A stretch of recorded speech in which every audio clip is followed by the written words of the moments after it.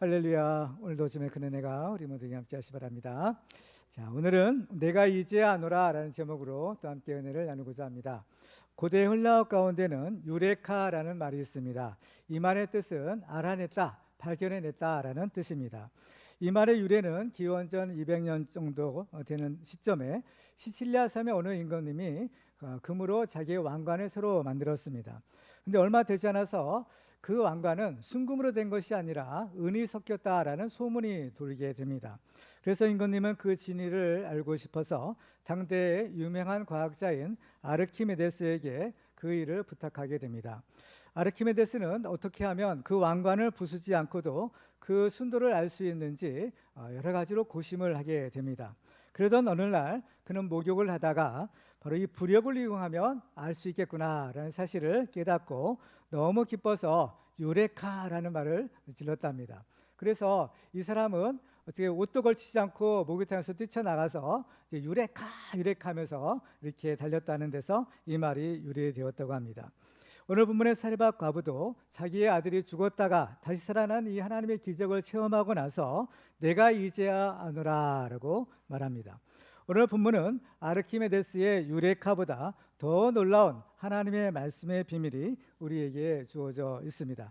오늘 말씀을 통해서 우리도 하나님을 바르게 알고 바르게 믿는 그런 축복의 주인공들이 되시기를 주님의 이름으로 축원합니다. 자, 그러면 오늘 본문이 증언하고 있는 하나님은 과연 어떤 분이실까요? 첫 번째로 하나님은 우리에게 가장 좋은 축복을 주시는 분이십니다. 오늘 보면 17절을 우리 같이 읽도록 하겠습니다. 시작. 2일 후에 그 집 주인 되는 여인의 아들이 병들어 증세가 심히 위중하다가 숨이 끊어진지라. 아멘. 오늘 본문이 시작되는 17절은 2일 후에라고 시작됩니다. 2일 후에라는 것은 앞에서 일어난 일 후에라는 것입니다.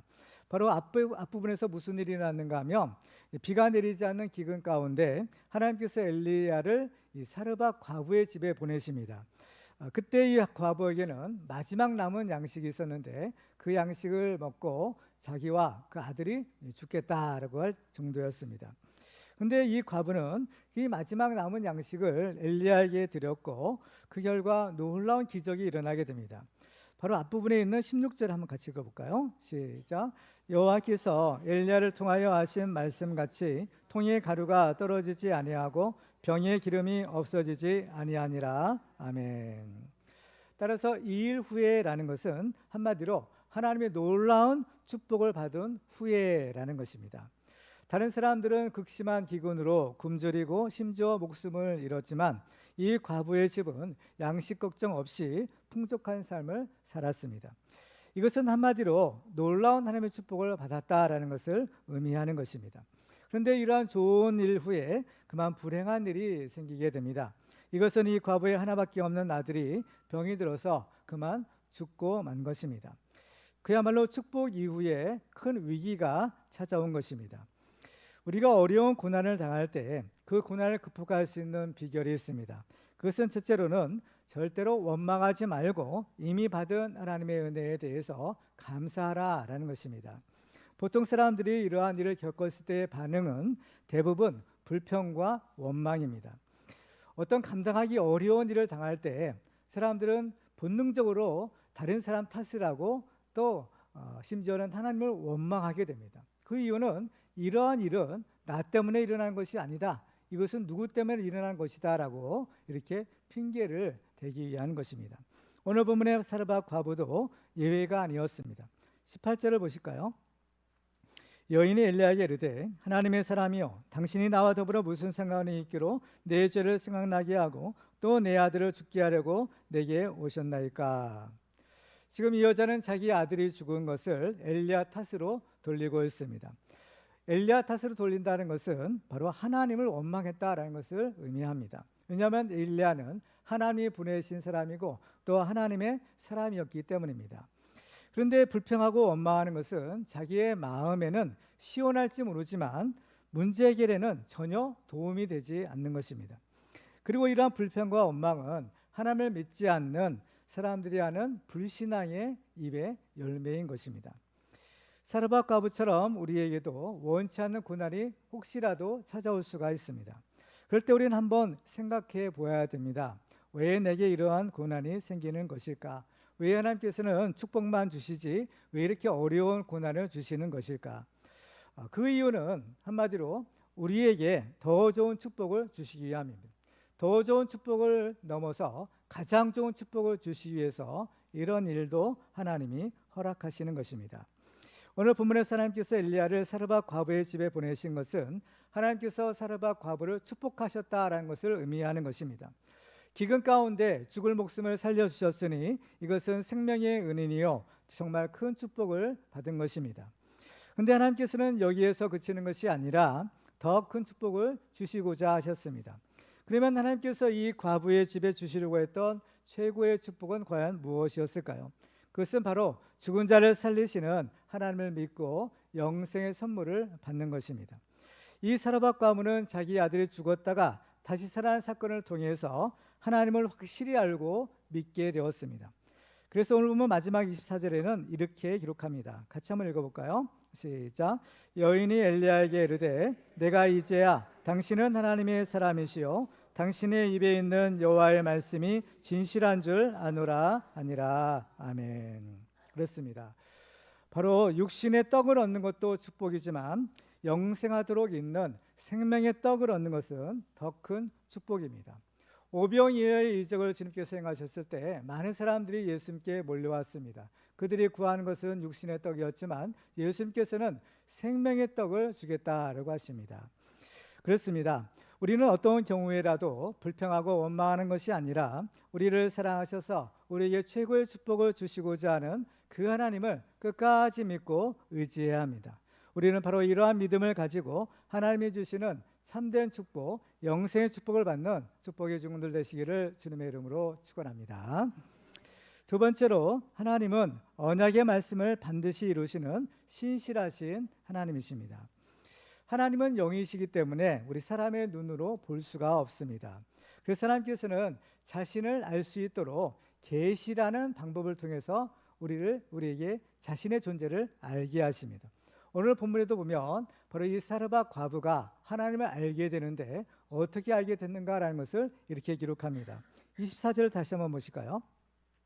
여인이 엘리야에게 이르되 내가 이제야 당신은 하나님의 사람이시요 당신의 입에 있는 여호와의 말씀이 진실한 줄 아노라.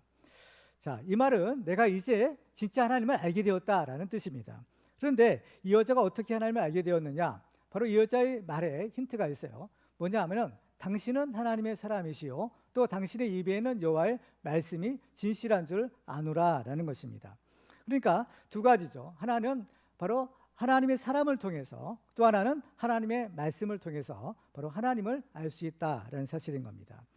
엘리야는 바로 하나님의 말씀의 사람이었습니다. 오늘 본문에 속한 열왕기상 17장 1절을 보면 이렇게 기록합니다.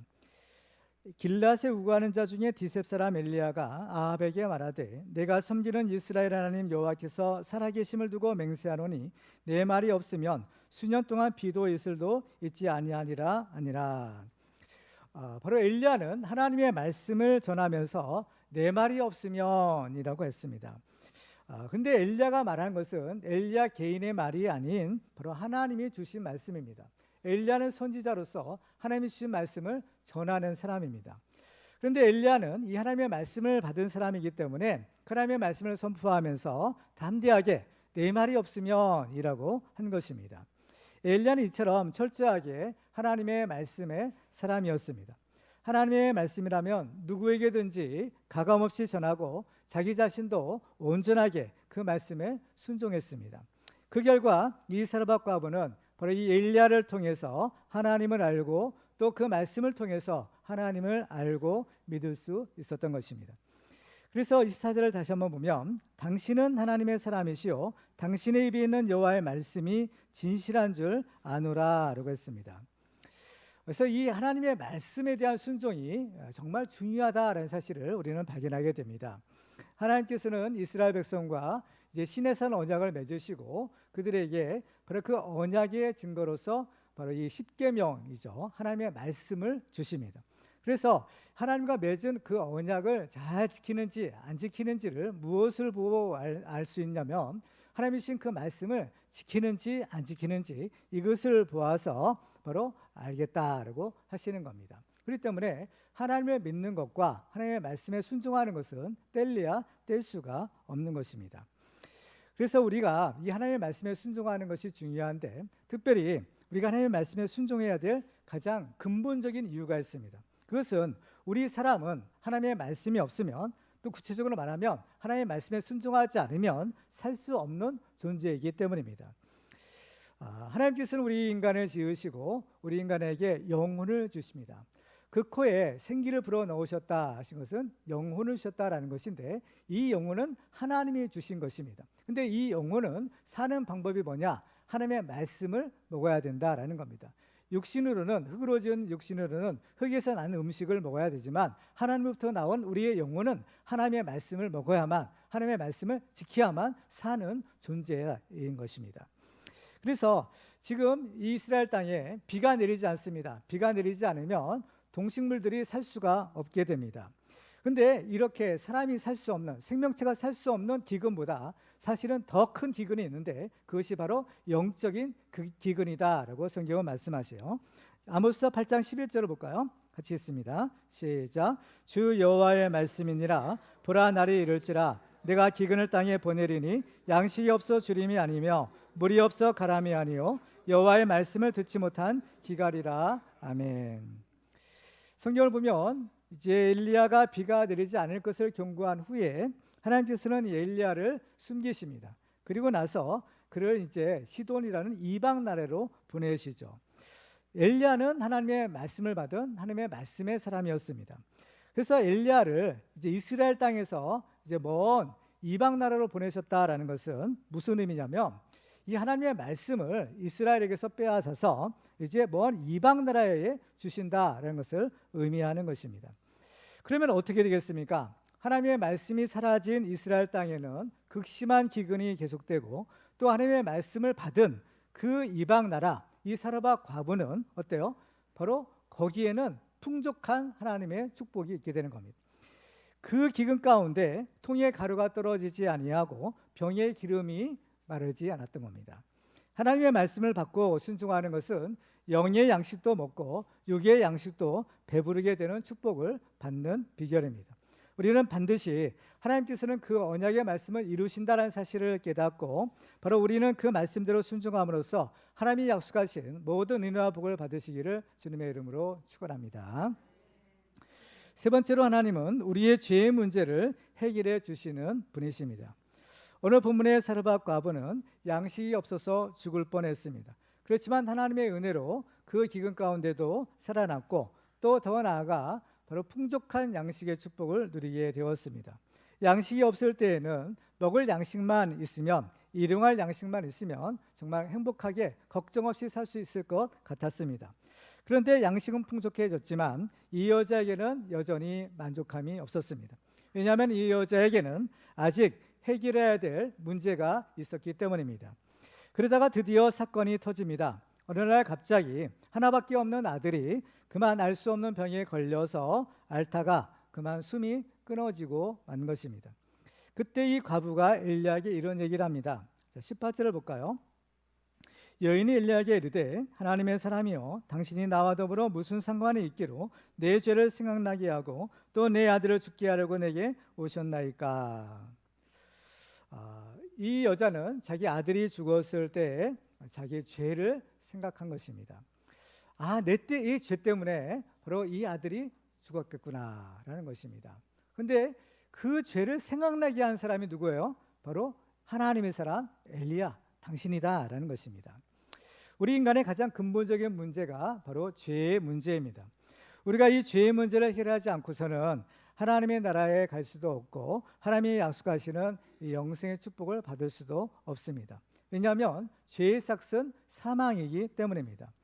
앞에서 하나님께서 이 과부의 가정에 아들의 죽음이라는 고난을 허락하신 것은 가장 큰 축복인 영생의 축복을 주시기 위해서라고 살펴보았습니다. 근데 이 과부가 이 영생의 축복을 얻으려면 먼저 선행해야 될 것이 있었습니다. 그것은 바로 자기의 죄의 문제를 해결하는 것입니다. 우리의 죄의 문제를 어떻게 해결할 수 있을까요? 하나님께서는 바로 구약 시대에는 피의 제사를 통해서 그 죄의 문제를 해결하셨고, 또 신약 시대에 오게 되면 예수 그리스도께서 바로 하나님의 대제사장으로서 하나님의 어린 양으로서 자신의 피로 바로 우리의 죄를 대속하시는 은혜를 베풀어 주시는 겁니다. 그렇기 때문에 우리가 하나님 앞에서 죄 없는 사람이 없습니다.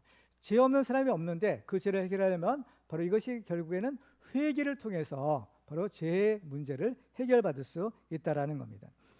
우리에게 영생의 선물을 주시려고 이 땅에 오신 예수님께서 선포하신 복음의 메시지가 있습니다. 첫 번째 복음의 메시지가 바로 회개하라, 천국이 가까웠다라는 것입니다. 회개해야만 예수님을 믿을 수 있고, 바로 예수를 믿어야만 죄사함 받고 하나님 주시는 영생의 선물을 받을 수 있는 것입니다. 바로 이것이 천국 복음인 것입니다. 그래서 죄는 반드시 해결해야만 합니다. 이처럼 회개가 필요한데 문제는 정작 회개할 사람이 회개하지 않는다라는 겁니다. 그러면 어떻게 해야 될까요? 그래서 하나님께서 바로 이 고난이라는 가시를 주시는 겁니다. 오늘 본문에도 사르밧 과부에게 있어서 하나밖에 없는 아들이 죽었다라는 것은 그의 인생 최대의 위기이자 고난이었습니다. 그러나 하나님께서 허락하시는 고난은 바로 그것이 유익이 있는 것입니다. 우리로 하여금 하나님을 더 깊이 만날 수 있게 하고 또 우리의 죄를 해결할 수 있는 축복의 기회인 것입니다. 특히 사르밧 과부는 엘리야에게 당신은 하나님의 사람이여 라고 부르면서 당신이 내 죄를 생각나게 하고 또 내 아들을 죽게 했다라고 말합니다. 이렇게 말한 이유는 엘리야는 바로 하나님의 사람, 곧 하나님의 말씀의 사람이었기 때문입니다. 이 엘리야를 집에 모시면서 이 사르밧 과부는 엘리야를 만날 때마다 바로 숨겨두었던 그 죄가 생각나는 사건이 일어나게 됩니다. 사람이 하나님의 말씀 앞에 서면 그 말씀이 영적인 거울이 되어서 그 죄를 드러나게 하고 깨닫게 하는 효과가 있습니다. 그래서 이 엘리야는 장차 올 세례 요한의 예표가 되는 사람이었습니다.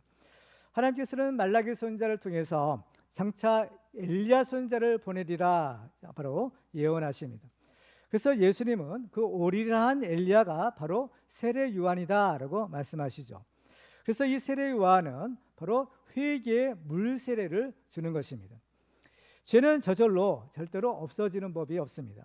그러므로 우리에게도 어떠한 일이 일어났을 때 우리는 한번 생각해 볼 필요가 있습니다. 혹시 내게도 어떠한 일이 어떤 죄가 있는지 우리 자신을 돌아보고 하나님께서 생각나게 하시는 죄가 있다면 즉시 회개해야 합니다. 하나님이 생각하게 하시는 죄가 있다는 것은 하나님이 이미 그 죄를 용서하시겠다라는 것을 의미하는 것입니다. 회개하지 않는 죄가 우리와 하나님 사이를 가로막고 하나님이 주시는 축복을 받지 못하게 만드는 걸림돌이 되게 하는 겁니다. 우리는 인생의 위기를 만났을 때 우리의 죄를 깨닫고 회개함으로써 모든 죄의 저주에서 해방되시기를 주님의 이름으로 축원합니다. 네 번째로 하나님은 우리의 간절한 기도에 응답하시는 분이십니다. 오늘 본문을 보면 엘리야가 이런 위기의 상황에서 무엇을 했는가라는 것을 발견하게 됩니다. 첫 번째로는 무엇을 한 것이 아니라 사실은 하지 않는 것입니다. 무엇을 하지 않았을까요? 엘리야는 복수하지 않았습니다. 사렙다 과부가 자기의 아들이 갑자기 죽게 되었을 때 엘리야를 비난합니다. 내 아들이 죽게 된 것은 바로 당신 때문이다 라고 비난하죠. 당신이 왜 나와 무슨 상관이 있기로 내 집에 와서 내 아들을 죽게 하느냐라고 아주 맹렬한 비난을 퍼붓는 겁니다. 근데 엘리야 입장에서는 억울한 일이 아닐 수가 없죠. 먹을 것이 없어서 죽을 사람을 살려두었더니 돌아온 것은 혹독한 비난과 원망의 소리밖에 없었습니다. 그런데 엘리야는 그 여자에게 복수하지 않았습니다. 그 여자에게 너는 왜 이렇게 믿음이 없느냐라고 책망하지도 않았습니다. 엘리야는 자기가 받은 대로 그 여자에게 그대로 갚아주지 않았던 것입니다. 예수님은 누가 너희의 오른쪽 뺨을 때리면 왼쪽 뺨도 대라고 하셨어요. 그 뭐냐? 바로 복수하지 말라라는 겁니다. 그죠? 바로 이것이 중요한 것입니다. 만일 이때 엘리야가 이 여자에게 뭐 이렇게 이 여자를 책망하는 말을 했더라면 어땠을까요? 이 이후의 사건은 일어나지 않는 것입니다. 그대로 끝이 나고 마는 것이죠. 그렇기 때문에 엘리야가 이 여자가 아무리 비난을 했다 하더라도 대꾸를 하지 않고 그냥 묵묵히 참은 것이 잘한 것입니다. 그래서 엘리야는 그 다음에 무엇을 했는가 하면 죽은 아들을 달라라고 합니다. 자, 19절에 볼까요? 19절 같이 있습니다. 시작.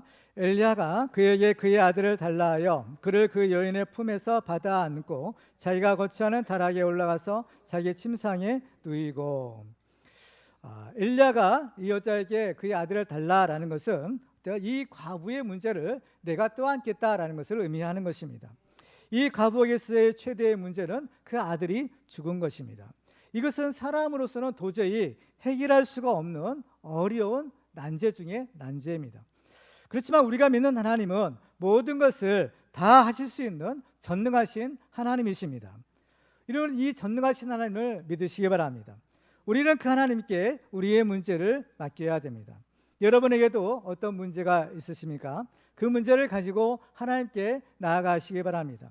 우리가 어떤 문제든지 하나님께 기도하고 하나님께 맡기면 하나님이 그 문제를 맡아주시고 그 문제는 이제 더 이상 우리의 문제가 아닌 하나님의 문제가 됩니다. 그렇다면 전능하신 하나님께서 해결하지 못할 문제가 어디 있겠습니까? 하나님께서 다 맡아주시고 책임져 주시고 다 해결해 주시는 겁니다. 여러분에게도 문제가 있을 수가 있어요. 오늘 보면은 이 과부의 아들이 죽게 됩니다. 여러분의 자녀들에게도 문제가 있을 수가 있습니다. 특별히 이 과부의 아들이 죽었다라고 했어요. 바로 영적으로 죽은 아들도 있을 수 있는 겁니다. 신앙생활을 잘하다가 어느 날 교회에 나가지 않고 그 믿음을 잃어버렸다면 영적으로 죽었을 수도 있는 겁니다. 그런데 그 아들을 그냥 내버려 두면 안 됩니다. 엘리야는 그 아들을 내게 데려오라, 내게 달라라고 합니다. 우리는 그 아들을 어때요? 주님께 맡겨야 되는 겁니다. 그러면 주님이 해결해 주시는 거예요. 특별히 엘리야는 그 아이를 가지고 어디로 가는가 하면 다락에 올라가서 자기 침상에 누웠다라는 겁니다. 왜 특별히 다락일까? 이것이 의미하는 것에 대해서는 학자들마다 서로 의견들이 다릅니다. 그렇지만 공통적인 견해는 바로 이 다락이 하나님께 집중하기 위한 공간이었다라는 것입니다. 바로 이곳에서 엘리야는 하나님께 기도했습니다. 이곳에서 이 엘리야는 하나님께 기도하고 하나님을 대면했던 것입니다. 그래서 이 다락은 기도의 골방이었고 오로지 하나님만 바라보고 하나님께 기도하는 기도의 처소였던 것입니다. 우리가 하나님께 집중해야만 하는데 우리도 하나님께 집중해야 되는데 하나님께 집중해야 되는 까닭은 하나님만이 우리의 문제를 해결해 줄 수 있기 때문입니다. 엘리야가 했던 세 번째 단계는 하나님께 부르짖어 기도하는 것입니다. 오늘 본문에는 엘리야가 하나님께 부르짖어 기도했다라고 두 번이나 반복해서 나옵니다. 20절 볼까요? 여호와께 부르짖어 이르되 내 하나님 여호와여 주께서 내가 우구하는 집 과부에게 재앙을 내리사 그 아들이 죽게 하셨나이까 라고 합니다. 부르짖어 기도하는 것이죠. 부르짖는 기도는 정말 간절한 기도인 겁니다. 근데 이 부르짖는 기도에는 바로 응답의 약속이 있는 기도인 거예요. 예레미야 33장 3절을 같이 읽어볼까요? 시작. 너는 내게 예레미야 33장 3절입니다. 시작. 너는 내게 부르짖으라 내가 내게 응답하겠고 내가 알지 못하는 크고 은밀한 일을 내게 보이리라. 아멘. 너는 내게 부르짖으라는 거예요. 그러면 약속이 뭡니까? 응답하겠다는 겁니다. 그러면 부르짖기만 하는 기도는 다 응답받을 수 있을까요? 그렇지는 않는 겁니다. 가장 중요한 기도의 응답은 바로 하나님의 뜻대로 하는 기도인 겁니다. 요한일서 5장 14절을 같이 읽겠습니다. 시작. 그를 향하여 우리가 가진 바 담대함이 이것이니 그의 뜻대로 무엇을 구하면 들으심이라. 아멘. 그의 뜻대로 구하면 들어주시겠다, 응답하시겠다라는 거예요. 그러면 엘리야는 과연 무엇을 구했을까요? 자, 21절 같이 읽습니다. 시작. 그 아이 위에 몸을 3번 펴서 엎드리고 여호와께 부르짖어 이르되 내 하나님 여호와여 원하건대 이 아이 혼으로 그의 몸에 돌아오게 하옵소서 하니. 이 아이는 이미 죽었습니다. 사람이 죽었다라는 것은 그 영혼과 육체가 분리되는 것을 말하는 거예요. 그 영혼이 이미 떠난 거죠, 그 육체로부터. 근데 이 엘리야는 하나님께 기도합니다. 뭐라고 기도해요? 원하건대 이 아이 혼으로 그의 몸에 돌아오게 하옵소서인가. 혼이 몸과 분리되는 것이 죽음인데 혼이 다시 그 몸으로 돌아오면 다시 사는 거죠. 그러니까 하나님께서는 이것을 구하는 거예요. 왜요? 하나님은 그 혼의 우리의 영혼의 주인이기 때문인 겁니다. 우리가 살고 죽는 것은 바로 하나님의 손에 달려있는 것이에요. 하나님은 우리 인간의 생사와 화복을 주관하시는 하나님이신 겁니다. 엘리야는 이 사실을 알고 하나님께 담대하게 기도하죠. 여호와여, 원하건대 이 아이 혼으로 그의 몸에 돌아오게 하옵소서. 우리 영적으로 죽은 우리의 자녀들에게도 하나님께서 성령을 부어주시면 다시 살아날 줄로 믿습니다. 하나님의 응답은 무엇이었습니까? 22절 같이 읽습니다. 시작. 여호와께서 엘리야의 소리를 들으심으로 그 아이의 혼이 몸으로 돌아오고 살아난지라. 아멘. 하나님이 여호와의 소리를 들으시고 그 아이의 혼이 몸으로 돌아오게 하셔서 살게 하셨다는 겁니다. 엘리야가 구한 대로 하나님이 이루어 주시는 겁니다. 하나님은 살리시는 분이신 거예요. 그러니 따라서 처음부터 이 하나님의 뜻이 어디에 있느냐? 바로 이 과부의 아들을 죽이는 것이 아니라 살리는 것이었다라는 사실인 겁니다. 다만 잠깐 동안 이 고난의 죽음을 통해서 죽은 자를 다시 살리시는 하나님을 알고 그 죽은 자를 살리시는 하나님을 믿도록 하기 위함인 것입니다. 따라서 우리에게 주어지는 고통이나 고난은 바로 더 큰 하나님의 축복을 받기 위한 하나의 과정인 것입니다. 우리는 이 고통을 통해서 우리는 새로워질 수가 있는 겁니다. 그러니까 우리는 일평생 살아가면서 고난이 전혀 없을 수가 없는 겁니다. 왜냐하면 이 고난 자체는 힘들고 어렵고 눈물 나는 것이지만 이 고통을 통해서 하나님 주시는 유익이, 축복이 크기 때문인 것이에요. 만일 고통이 없다면 우리는 전혀 변화될 필요가 없는 것입니다. 여기가 좋사오니 하며 그 자리에 그대로 머물 수밖에 없어요. 그렇지만 하나님이 허락하신 그 고난이 바로 우리를 움직이게 하고 우리를 변화시키고 우리를 하나님께 더 가까이 나아가게 만드는 것입니다. 엘리야가 하나님께 부르짖어 기도해서 응답을 받았습니다. 이 부르짖는 기도가 응답의 약속이 있는 기도라고 했어요. 근데 어떤가요? 여러분들 기도하실 때 부르짖어 기도하십니까? 근데 이것이 생각보다 쉬운 일이 아닌 겁니다. 부르짖어 기도한다라는 것은 이건 보통 일이 아닌 거예요. 정말 하나님께 그 기도가 상달되고 하나님이 응답하시는 그 부르짖는 기도는 일평생 몇 번 있을까 말까? 그 정도인 겁니다. 평소에는 이 부르짖는 기도가 안 나오는 겁니다. 그죠?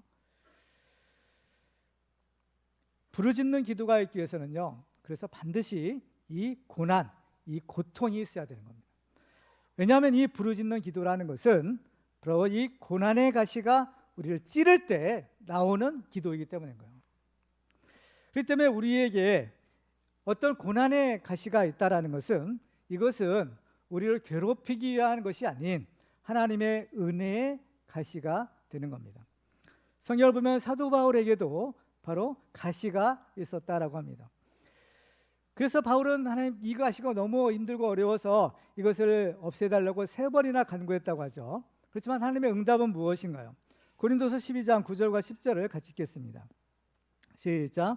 나에게 이르시길 내 은혜가 내게 족하도다. 이는 내 능력이 약한 데서 온전하여 짐이라 하신지라. 그러므로 도리어 크게 기뻐함으로 나의 여러 약한 것들에 대하여 자랑하리니 이는 그리스도의 능력이 내게 머물게 하려 함이라. 그러므로 내가 그리스도를 위하여 약한 것들과 능력과 궁핍과 박해와 곤고를 기뻐하노니 이는 내가 약한 그때에 강함이라. 아멘. 여러분에게 혹시 원치 않는 가시가 있습니까?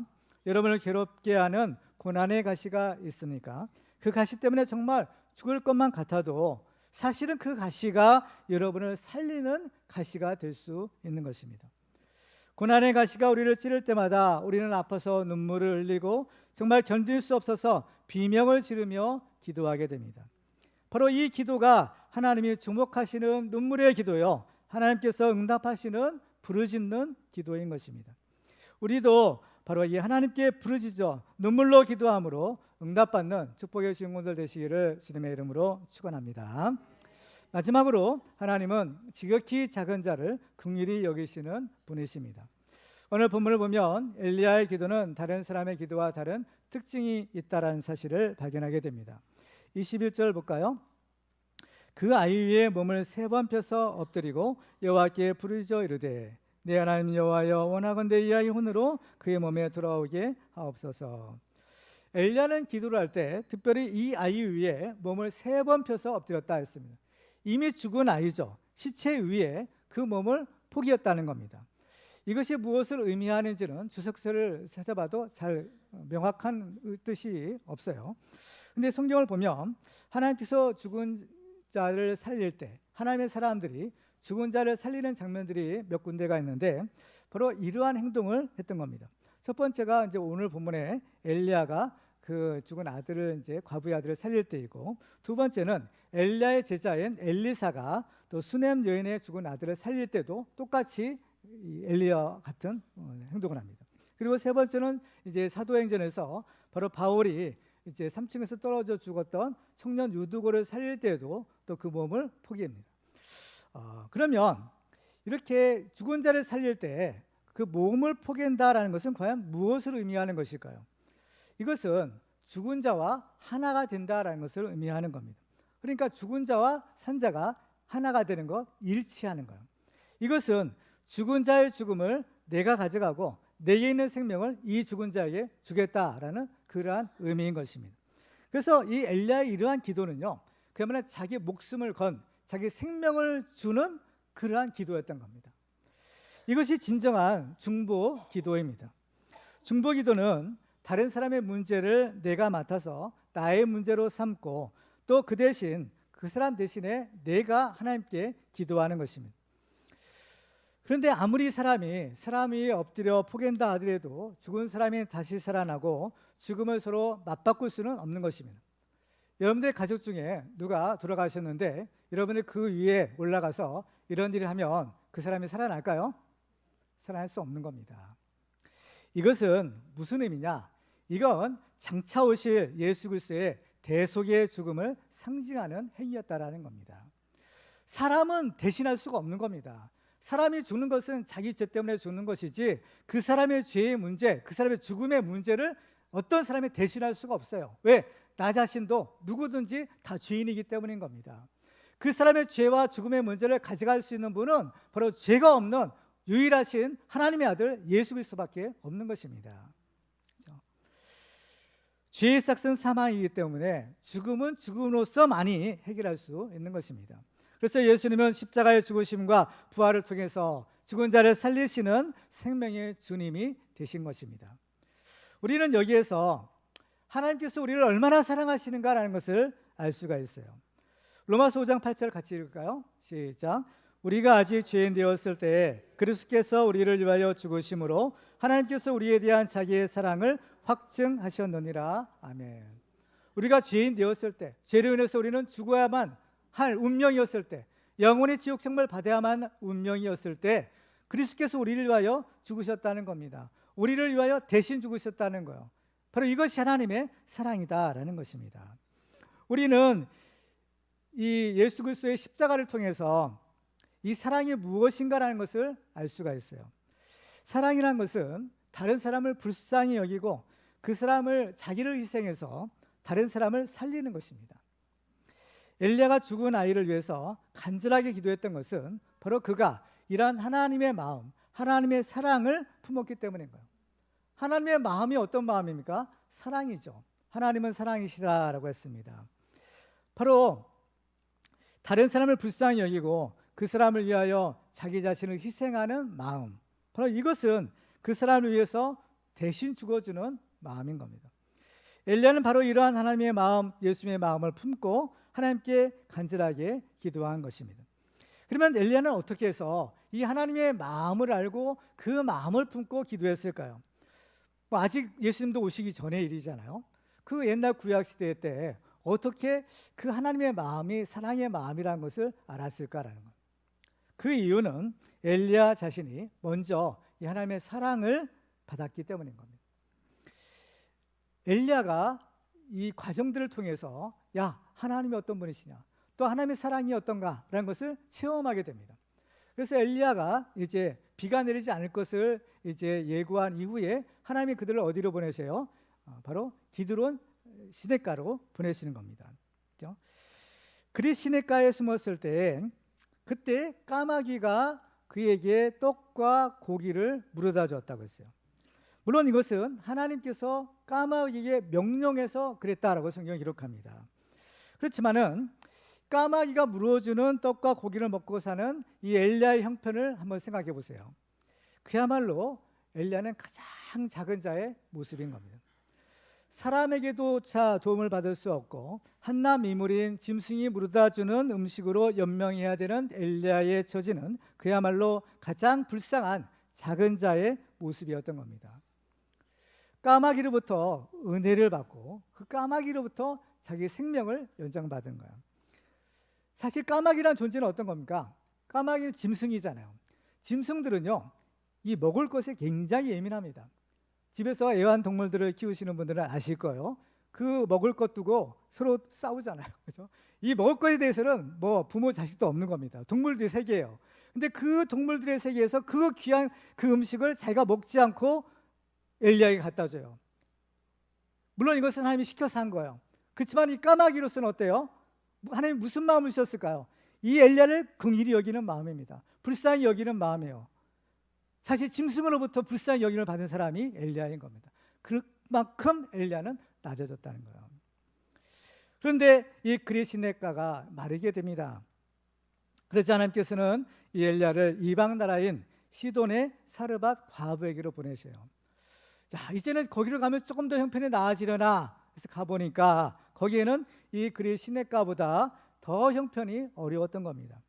거기에는 정말 그야말로 찢어질 듯한 그러한 가난한 과부와 어린 아들이 있었는데 그들은 마지막 남은 음식을 먹고 죽으려고 했던 것입니다. 그런데 엘리야는 그 과부에게 하나님의 말씀을 전하면서 떡을 만들어서 먼저 자기에게 가져오라라고 합니다. 내가 먼저 먹어야 되겠다는 겁니다. 인간적으로는 정말 있을 수 없는 요구를 하는 것입니다. 여러분 같으면 어떻게 했어요? 이렇게 나한테 먼저 떡을 달라고 할 수 있겠습니까? 절대로 없는 것이죠. 그런데 놀라운 기적이 일어납니다. 이것은 이 과부가 엘리야의 말을 듣고 진짜 떡을 만들어서 엘리야에게 갖다 준 거예요. 그러자 하나님의 말씀대로 이 과부의 집에 있는 통의 가루와 병의 기름이 떨어지지 않고 아무리 쓰고 또 써도 계속해서 나오는 겁니다. 그래서 놀라운 기적이 아닐 수가 없는 거죠.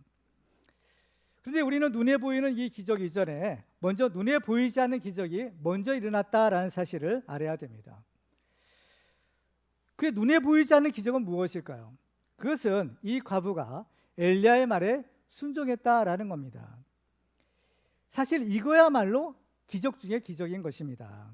여러분은 어떻게 했습니까? 이러한 상황에서 그 남모르는 사람이 와서 나한테 그 떡을 달라 하면 줄 수 있겠어요? 근데 이 여자가 그 말을 듣고 선뜻 떡을 내줍니다. 이건 기적인 겁니다. 그러면 이 과부는 어떻게 하나님의 말씀에 순종할 수 있었을까요? 가장 중요한 이유는 하나님의 말씀을 믿었기 때문이죠. 하나님께서 엘리야에게 어때요? 그 떡의 가루와 기름의 병이 끊어지지 아니하리라 하나님의 약속의 말씀을 주십니다. 중요한 것은 이 말씀을 믿어야 되는 거죠. 믿었기 때문에 순종하는 겁니다. 그렇죠? 그런데 과연 하나님의 말씀을 우리한테 하나님의 말씀도 많죠. 하나님의 축복의 약속들이 많습니다. 그런데 그런 그 축복의 말씀들을 우리가 들었을 때 우리가 선뜻 그 말씀에 순종할 수 있을까요? 하나님의 말씀을 알지만 우리가 순종하지 못하는 것들이 참 많잖아요. 어떻게 하면 이 여자는 그 하나님의 말씀에 순종할 수 있었을까? 참 궁금한 일이 아닐 수가 없는 겁니다. 그것은 중요한 것이에요. 뭐냐면은 이 과부가 하나님의 말씀에 순종할 수 있었던 것은 바로 작은 자를 불쌍히 여기는 마음입니다. 불쌍히 여기는 마음. 이 과부는 남모르는 사람이 자기를 찾아와서 내가 정말 배가 고프니까 이제 자에게 떡 한 덩이를 달라. 그래서 이렇게 요청을 합니다. 그런데 자기에게 떡을 달라는 이 엘리야의 모습에서 이 여자는 자기의 모습을 본 것입니다. 자기도 가난하고 어려워서 다른 사람의 도움을 받고 살아왔는데 이제 극심한 기근 때문에 더 이상 다른 사람의 도움을 받을 수가 없게 된 것입니다. 그래서 이제 꼼짝없이 죽을 수밖에 없는 상황이 되었는데 또 다른 불쌍한 사람이 자기를 찾아와서 그 남은 떡을 달라라고 하는 것입니다. 아마도 이 여자는 그것을 생각했을지 몰라요. 이 여자는 어때요? 지금 마지막 남은 떡입니다. 아무리 사람들한테 가서 구걸하고 아무리 빌려달라고 해도 다 거절하는 거예요. 내 먹을 것도 없는데 어떻게 너를 주겠느냐. 다 거절을 당하는 겁니다. 이 여자는 다른 사람에게 자기가 냉정한 거절당했던 것을 기억하고 이 자기에게 부탁하는 그 엘리야를 불쌍히 여긴 거예요. 사실 제일 불쌍하고 가난한 사람은 바로 이 과부인 것입니다. 근데 이 과부가 또 다른 불쌍한 사람을 불쌍히 여기고 자기가 먹을 그 마지막 양식을 내어준 것입니다. 이 과부가 엘리야에게 내어준 이 떡은 자기와 그 아들의 생명입니다. 그 생명을 엘리야에게 준 거예요. 그러니까 어떻게 해요? 하나님이 생명을 생명으로 갚아주신 겁니다. 하나님이 과부와 그 아들의 생명을 살려주시는 거죠. 통의 가루와 병의 기름이 쓰고 또 써도 계속해서 흘러나오는 겁니다. 그러면 이 과부는 그것을 과연 자기만 먹었을까요? 결코 아닐 것입니다. 이 과부는 이 양식으로 먼저 그 엘리야를 공개했고 또 그 양식으로 이웃들을 살렸을 것입니다. 그래서 자기가 어려울 때 신세졌던 사람들에게 그 양식을 나누어 주었을 것입니다. 그래서 자기도 살고 다른 사람도 살리는 인생이 된 것입니다. 바로 이것이 하나님 나라의 원리입니다. 그래서 이 사르밧 과부의 기적은 이제 신약시대에 또 한 번 일어나게 됩니다. 예수님께서 오병이어의 기적을 행하시죠. 바로 오병이어의 기적을 행하셨을 때 그 소년이 예수님께 드린 그 떡 5개, 물고기 2마리, 그걸 가지고 어른 남자만 5천 명이 넘는 수많은 사람들을 살리는 겁니다. 주고 또 주고 나누어주고 또 주어도 없어지지 않는 거예요. 이게 하나님의 기적인 겁니다. 이게 하나님의 살리는 역사인 것입니다. 마태복음 6장 33절 같이 읽어볼까요? 시작. 그런즉 너희는 먼저 그의 나라와 그의 의를 구하라. 그리하면 이 모든 것을 너희에게 더하시리라. 너희는 먼저 그의 나라와 그의 의를 구하라고 했어요. 과연 우리가 먼저 구해야 될 그의 나라와 그 의는 과연 무엇일까요? 하나님의 나라, 하나님의 의, 좋은 겁니다. 그렇지만 구체적으로 오늘 본문에 적용해 보면 정말 우리가 먼저 해야 될 일은 무엇일까? 하나님께서 우리에게 붙여주신 작은 자들인 거죠. 지극히 작은 자들에게 그들의 굶주린 것들을 어때요? 배를 채워주고 그들의 추운 것들을 옷을 주고 이런 것들이 바로 먼저 그의 나라와 그 의를 구하라는 의미일 것 같습니다. 이 하나님의 사랑은 마치 촛불과 같대요. 그래서 초에 이제 불이 이제 댕겨지잖아요. 촛불이 또 다른 촛불에 이제 불을 붙이는 겁니다. 붙이고 또 붙이고 또 붙이면, 근데 원래 있던 그 촛불은 어때요? 꺼지지 않는 거죠. 다른 촛불을 켜도 어때요? 그 촛불은 없어지지 않는 겁니다. 사라지지 않는 거예요. 오히려 더 많은 촛불들이 이제 피어나게 하는 거죠. 그러니까 이 불이 뭐냐? 이 불이 바로 생명의 불이 될 수 있고 성령의 불이 될 수 있는 겁니다. 그러니까 하나님이 주시는 우리에게 이 등불이에요. 그렇죠? 너희는 빛과 소금이다 라고 하신 것처럼 하나님이 주시는 이 빛을 어때요? 이 촛불을 우리는 댕겨야 되는 겁니다. 성령의 불도 댕기고 생명의 불도 댕기고, 그렇죠? 하나님의 은혜의 불을 댕기는 사람이 돼야 되는 거죠. 사랑이란 것은 이처럼 아무리 베풀고 또 나누어 주어도 없어지지 않고 오히려 더 풍성하게 되는 것입니다. 이기적으로 자기만 살려고 하면 다 죽을 수밖에 없지만 같이 살려고 하고 더불어 살려고 하면 모두가 다 잘 살 수 있는 것입니다. 그 유명한 썬다싱의 예외가 있잖아요. 썬다싱과 그 친구가 히말라야 산을 넘는 일이 있었다고 합니다. 비바람은 몰아치고 눈이 막 쌓이는 그 험한 길을 가다가 길가에 쓰러져 있는 사람을 발견하게 되는데 가까이 가서 보니까 아직 숨이 있어요. 그래서 이 사람을 그냥 두면 분명히 죽을 것이 뻔합니다. 그래서 썬다싱은 이 사람을 우리가 업고 가자, 데리고 가자. 근데 또 한 사람은 어때요? 우리도 지금 죽을지도 모르는데 어떻게 이 사람 우리가 데려갈 수 있느냐? 나는 모르겠다 하면서 먼저 가는 겁니다. 썬다싱이 그 사람을 이제 업고 등에 업고 이제 그 길을 가는 거예요. 자기 혼자 그 길을 가는 것도 어려운데 그 무거운 사람을 등에 짊어지고 가니 얼마나 힘들겠어요. 그야말로 땀이 비 오듯이 나고 정말 힘들고 어려운 길을 갈 수밖에 없었습니다. 근데 한참을 가다 보니까 또 한 사람이 길에 쓰러져 있었다는 겁니다. 가까이 가보니까 그 사람은 자기보다 먼저 갔던 그 친구래요. 그 사람이 이미 죽었던 겁니다.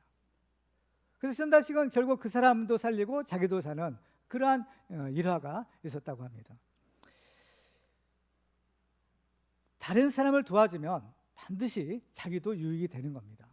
특별히 나의 희생을 통하여 다른 사람을 살린다라는 것만큼 하나님 앞에서 고귀한 일은 없는 겁니다. 예수님은 자기의 목숨을 희생해서 우리 많은 사람을 살리시잖아요. 바로 이것이 예수 그리스도의 십자가의 사랑인 겁니다. 하나님은 우리에게 행한 대로 갚아주시겠다라고 하세요.